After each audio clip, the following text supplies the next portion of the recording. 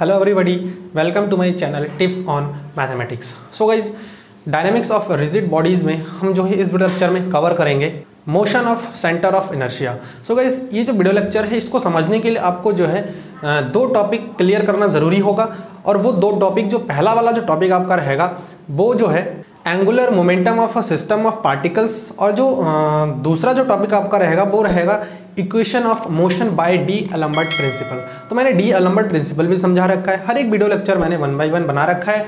आप लोग उसको ज़रूर देखिए और उसको समझिए और वहाँ से जाकर के आप लोग सीखिए। मैं लिंक के डिस्क्रिप्शन बॉक्स में दे दूँगा। सो गाइज, मैं आप लोगों को बता देना चाहता हूँ कि जो भी मैं डायनामिक्स ऑफ रिजिड बॉडीज़ का जो टॉपिक मैं यहाँ पर कवर कर रहा हूँ या फिर वीडियो लेक्चर्स बना रहा हूँ, ये एक्चुअली में जो है कुछ बच्चों का डिमांड था, तो इसीलिए जो है मैं ये वीडियो लेक्चर बना रहा हूँ। सो गाइस, चलिए आज का जो टॉपिक है उसे स्टार्ट करते हैं। सो स्टूडेंट्स, देखिए ये जो टॉपिक है इसका स्टेटमेंट क्या है वो मैं आप लोगों को आज के जो है अभी मैं बता देता हूँ पढ़ करके। और गाइस, मैं आप लोगों को बता देता हूँ कि जो भी टॉपिक आज हम यहाँ पर कवर कर रहे हैं, ये जो motion of centre of inertia है, बहुत इंपॉर्टेंट है। एग्जाम में कई बार देखा गया है कि ये जो टॉपिक है वो पूछा गया है, ठीक है, और दो वे में पूछा जा सकता है। तो दो ही स्टेटमेंट मैंने यहाँ पर लिखा है आप लोगों के लिए, मैं आप लोगों को समझा देता हूँ। To show that equation of motion of centre of inertia. तो ऐसा भी आप लोगों के साथ पूछा जा सकता है आप लोगों से कि डायरेक्टली एक छोटा सा एक स्टेटमेंट है, बहुत ईजी भी है। To show that equation of motion of centre of inertia, ठीक है। Motion of centre of inertia का जो है हमें एक इक्वेशन निकालना होगा, नॉर्मल है। उसके बाद दूसरा जो स्टेटमेंट है वो बहुत ही मतलब डिस्क्राइब करके लिखा है, एक पॉइंट को डिस्क्राइब करके लिखा है। मैं आप लोगों को पढ़ के समझा देता हूँ। To show that the centre of inertia of a body moves if all the mass of the body were collected at it and as if all the external forces acting in the body were acting on it in direction parallel to those in which they act. मतलब यहाँ पर क्या है पता है, ये जो statement है बड़ा सा, मैं तो आप लोगों के लिए ये वाला स्टेटमेंट प्रेफर इसलिए करूंगा क्योंकि यहाँ पर बहुत सारा चीज़ें क्लियर हो जाता है हमारे लिए। क्या क्या चीज़ें क्लियर हो जाता है, देखिए, एक तो हमें निकालना क्या है, motion of centre of inertia का एक इक्वेशन निकालना है। कब निकालना है, जब एक बॉडी क्या कर रहा है, आपका मूव करता है ना। अब बॉडी कैसे मूव करेगा भाई, बॉडी कोई भी बॉडी है वो मूव कब करेगा, जब उस पर हम क्या करेंगे, एक एक्सटर्नल फोर्स जो है उस पर क्या होगा, आपका एक्ट करेगा, तभी तो बॉडी मूव करेगा। और देखिए यहाँ वाला जो बीच में, if all the mass of the body were collected at it, तो गाइस ये वही है ना आपका कि सेंटर ऑफ इनर्शिया ही हुआ। मैंने बताया था कि सेंटर ऑफ इनर्शिया क्या होता है, सेंटर ऑफ इनर्शिया हो या फिर सेंटर ऑफ मास हो या फिर सेंटर ऑफ ग्रेविटी हो, ये तीनों चीज़ें जो है आपका एक ही मतलब रखता है और एक ही होता है, ठीक है। तो भाई सेंटर ऑफ इनर्शिया होता क्या है कि किसी भी बॉडी का जो है मास एक पॉइंट पर रहता है, उस पॉइंट को हम जो है डायरेक्टली क्या बोल देते हैं कि वो सेंटर ऑफ इनर्शिया है। तो वही चीज़ यहाँ पर ही बताया गया कि जो मास है बॉडी का वो कलेक्ट रहता है एक जगह पर, है ना, और बॉडी मूव करता है कब, जब उस पर एक बाहर से फोर्स अप्लाई करता है, ठीक। वर acting on it in the direction, और वो जो बॉडी जो मूव करेगा वो किधर मूव करेगा, जिस वे में हम जिस डायरेक्शन में जो है फोर्स अप्लाई करेंगे वो उसी वे में दे विच एक्ट, ठीक है, direction parallel to those in which they act. तो होप कि आप लोगों को ये जो है आपका स्टेटमेंट दोनों आप लोगों को अच्छे से समझ में आ गया है, ठीक। अब गाइस, इस स्टेटमेंट का प्रूफ भी है, मैं आप लोगों को मैथमेटिकल वे में इस स्टेटमेंट का प्रूफ बताऊंगा और उसमें आप लोगों को जो है वेक्टर और स्केलर इक्वेशन दोनों ही आप लोगों के साथ डिस्कशन करूंगा। सो चलिए अब देखते हैं। तो गाइस देखिए, प्रूफ हम कैसे कर सकते हैं इसका। Let R bar be the position vector of the center of inertia and R be the position vector of a particle of mass small m of a rigid body of mass capital M। तो यहाँ पर हम जो है देखो क्या किया है, मैं आप लोगों को थोड़ा सा डायग्राम वे में समझा देता हूँ। इसका डायग्राम हम कैसे बना सकते हैं। एक रिजिड बॉडी की हमने यहाँ पर बात किया है, तो देखिए रिजिड बॉडी की अगर मैंने एक बात किया है तो सबसे पहले तो मैं यहाँ पर एक एक्सिस ड्रॉ कर लेता हूँ, है ना। हमारे पास जो भी एक्सिस होता है एक्स वाई जेड, ये मान लीजिए एक्स एक्सिस है और ये जेड एक्सिस है और ये हमारा एक वाई एक्सिस है, ठीक। अब ये हमारा इसका सेंटर है। अब एक रिजिड बॉडी है, हम उसका पोजीशन कोड जो है यहाँ पर लिखेंगे। देखिए, एक रिजिड बॉडी मान लीजिए कि मैंने ये कंसाइडर किया है, ठीक है। आप लोग समझिए इस चीज़ को बस, बाकी एग्जाम में आप बनाना चाहे तो बना सकते हैं, आप लोगों के लिए ईजी हो जाएगा समझने के लिए। अब क्या कहा कि एक रिजिड बॉडी है, इस रिजिड बॉडी का जो मास है, पूरा बॉडी का जो मास है वो हमारा है कैपिटल एम, ठीक है। और इस रिजिड बॉडी का जो सेंटर ऑफ इनर्शिया है, मतलब सेंटर ऑफ ग्रेविटी है, वो ये है। अब मैं इस सेंटर ऑफ ग्रेविटी का जो है अगर मैं एक पोजीशन वेक्टर निकालना चाहूँ तो ये आ जाएगा। और इस सेंटर ऑफ ग्रेविटी का जो पोजीशन वेक्टर है वो देखिए यहाँ पर बोल रखा है, let R be the position vector of the centre of inertia, centre of inertia या फिर सेंटर ऑफ ग्रेविटी। तो मैं इसको लिख दूंगा यहाँ पर आर बार, ठीक है। वेक्टर है तो आप उसके ऊपर वेक्टर साइन भी लगा सकते हैं। उसके बाद ये बताया गया and small are be the position vector of a particle of mass m। अब ये जो हमारा रिजिड बॉडी है, मैंने आप लोगों को बताया था कि एक रिजिड बॉडी में बहुत सारे छोटे छोटे पार्टिकल्स होते हैं, है ना। तो यहाँ पर भी एक कहीं पर हम मान लेते हैं कि यहाँ पर एक पार्टिकल है, छोटा सा एक पार्टिकल p है, और जिसका मास हमारा m है, हम यहाँ पर मान लेते हैं। अब इस पार्टिकल का भी मैं अगर पोजीशन जो है ड्रॉ करना चाहूँ इस सेंटर से, तो ये आ जाएगा, और इसका जो पोजीशन वेक्टर होगा r है, जो कि हमने स्टेटमेंट यहाँ पर जो है लिख दिया है। और टोटल बॉडी का जो मास है वो हमने बता दिया है कि क्या है, आपका m है। तो इतना वर्क हमने यहाँ पर किया है।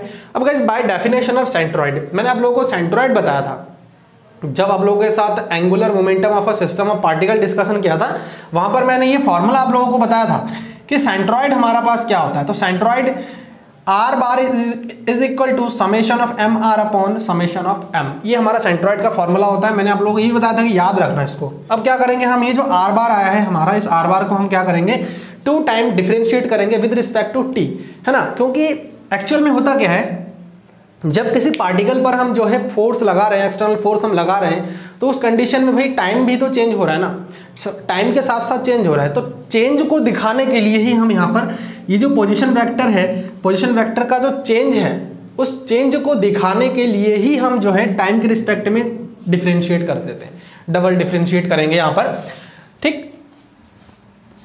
तो क्या हो जाएगा अगर मैं इसको डबल डिफरेंशिएट करूं, क्योंकि मास है किसी पार्टिकल का, जो मास है वो तो कभी भी चेंज नहीं होता है, ये तो आप लोगों को पता है। तो अगर एक पार्टिकल में लेता हूं तो उसका मास m ही रहेगा, तो मास कांस्टेंट है। और ये जो r है पोजीशन वेक्टर है, वो वेरी करेगा। कैसे वेरी करेगा आपको समझना पड़ेगा इस चीज़ को, क्योंकि वेरिएबल का हम डिफरेंशिएशन करेंगे तो वो जो है जीरो नहीं होता है, या फिर वो वैसे ही नहीं रह जाता है। वेरी कैसे करेगा, जैसे ये बॉडी है, ठीक, मैंने इस बॉडी पर क्या किया, एक एक्सटर्नल फोर्स लगाया, तो ये बॉडी क्या करेगा, मूव करेगा, जैसा कि हमने स्टेटमेंट में देखा था। अब अगर ये बॉडी मूव कर रहा है तो कोई ज़रूरी नहीं है कि ये जो आपका पोजीशन वेक्टर है वो हमेशा के लिए इतना ही रहे। पोजीशन वेक्टर क्या शो करता है, वो सेंटर से लेकर के उस पॉइंट तक का डिस्टेंस वेक्टर शो करता है, समझ में, या फिर डिस्प्लेसमेंट शो करता है। तो अगर हम इसको मूव करेंगे ये कहीं और डिस्प्लेस हो जाएगा, है ना। मान लीजिए कि इसका पोजीशन कहीं इधर आ गया, ये जो बॉडी है इसका पोजीशन यहाँ आ गया, तो यहाँ से यहाँ तक डिस्टेंस वेरी किया कि नहीं किया, तो मतलब यहाँ से यहाँ तक डिस्टेंस वेरी किया हो, तो ये जो r है ना वो आपका वेरी हो रहा है। ये जो पोजीशन वेक्टर है किसी पार्टिकल का वो वेरी हो रहा है, इसीलिए जो है हमें हमारा यहाँ पर क्या आ जाएगा, d2r ओवर dt स्क्वायर। तो डिफरेंशिएशन में कॉन्सेप्ट आप लोगों को क्लियर होगा, अपॉन समेशन ऑफ m। अब ये समेशन ऑफ m क्या डिनोट कर रहा है कि भाई जितने भी पार्टिकल है, मतलब पूरे बॉडी का मास डिनोट कर रहा है, आया समझ में ये। तो हम क्या करेंगे, summation m d2r over dt square upon m, ठीक। ये जो कैपिटल M मैंने लिखा है ये वाला M है, ये वाला M कौन सा, ये जो पूरा बॉडी है, इस पूरे बॉडी का मास डिनोट कर रहा है, ठीक है। इसको हम क्या कर लेंगे, इक्वेशन नंबर फर्स्ट अभी राइट कर लेंगे।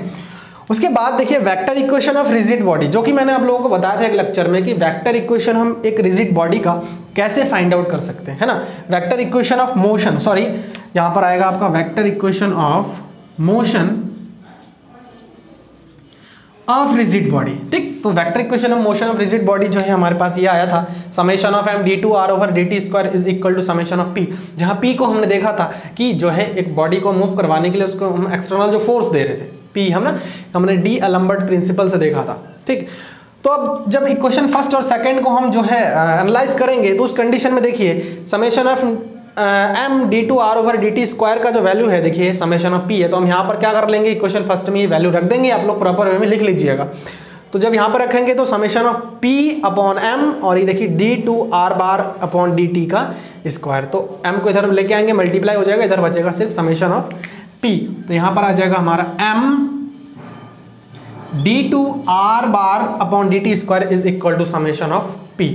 तो ये हमारा एक वेक्टर इक्वेशन है, ठीक है, एक वेक्टर इक्वेशन है किसका, motion of the centre of inertia. Hope कि आप लोगों को कॉन्सेप्ट क्लियर हो गया है। अब चलिए इसका एक स्केलर इक्वेशन देखते हैं। सो स्टूडेंट्स देखिए यहाँ पर जो स्केलर इक्वेशन है उसको फाइंड करने में बहुत ईजी है। जैसे कि हमने वेक्टर इक्वेशन को देखा था, हम क्या कर लेंगे, नॉर्मली जो हमने पोजीशन वेक्टर देखा था सेंटर ऑफ इनर्शिया का, पोजीशन वेक्टर क्या देखा था, आर देखा था, आर बार देखा था सॉरी, तो आर बार को हम क्या कर लेंगे, उसके कंपोनेंट्स में डिवाइड कर देंगे। ठीक है, कंपोनेंट्स में डिवाइड करने का मतलब क्या है कि जो भी हमने एक्सिस देखा था, 3 एक्सिस देखा था, ठीक है, जैसे एक्स देखा था, फिर वाई देखा था, फिर जेड देखा था, तो एक्स एक्सिस में जो है वेक्टर को कंपोज हर एक को डिवाइड कर दें कुल मिला के, तो R bar is equal to X bar I plus Y bar J plus Z bar K हो जाएगा।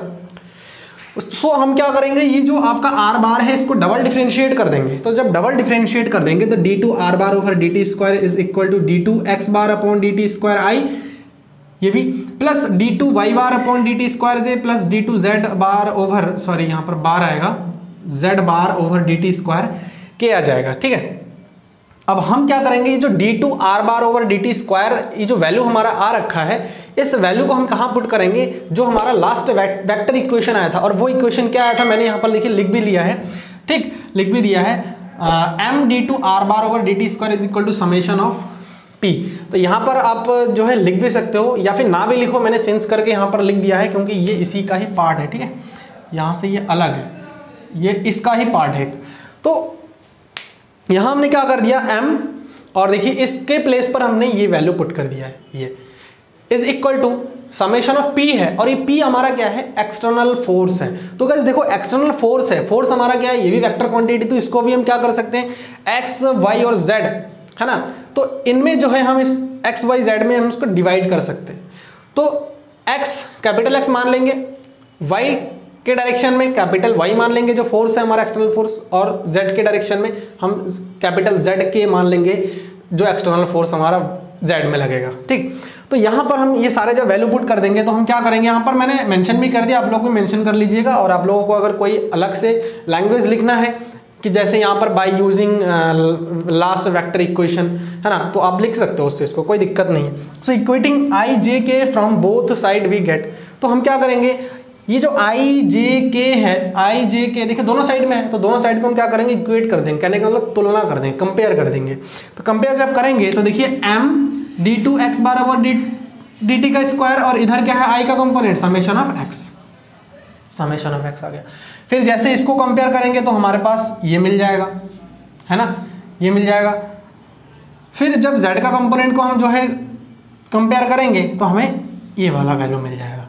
और ये जो आपको शो कर रहा है एक्चुअल में, ये देखिए आपका जो है जो वेक्टर इक्वेशन हमारा आ रखा था ऐसा ही है, कुछ सिमिलर है, कोई फर्क नहीं है। लेकिन हम जो है यहाँ पर हम स्केलर पढ़ रहे हैं, तो स्केलर में हमारा क्या हो जाता है भाई, स्केलर में जो है एक्स वाई जेड का जो डायरेक्शन होता है वो अलग अलग स्पेसिफाई करके हम ले लेते हैं। तो यहाँ पर वही चीज़ हुआ है, जहाँ पर हमारा यहाँ पर आर वेक्टर था पोजीशन वेक्टर, अब आर वेक्टर नहीं है।